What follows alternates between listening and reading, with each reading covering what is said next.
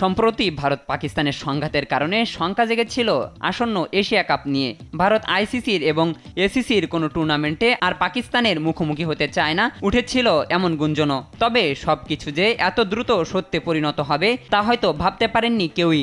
ভারতীয় গণমাধ্যমের খবর বলছে, সেপ্টেম্বরে অনুষ্ঠেয় এশিয়া কাপ থেকে নাম প্রত্যাহার করে নিয়েছে ভারত।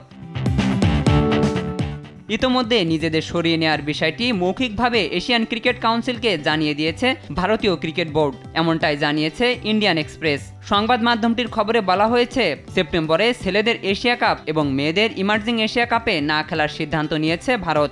এশিয়া কাপ থেকে সরে যাওয়ার কারণ হিসেবে এসিসি সভাপতির পরিচয়ের বিষয়টি সামনে এনেছে ভারতীয় ক্রিকেট বোর্ড। বর্তমানে এই পদে আছেন মহসিন নাকভি, একাধারে যিনি পাকিস্তানের স্বরাষ্ট্রমন্ত্রী এবং পাকিস্তান ক্রিকেট বোর্ডের চেয়ারম্যান।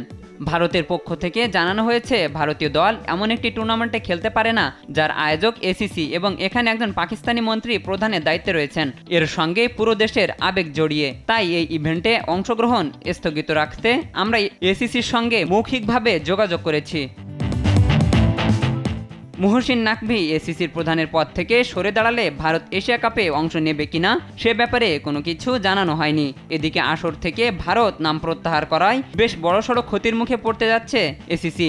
এবারের এশিয়া কাপের আয়োজক ছিল ভারত, আসর থেকে তারা নাম প্রত্যাহার করায় নতুন কোনো ভেন্যু খুঁজতে হবে এসিসিকে।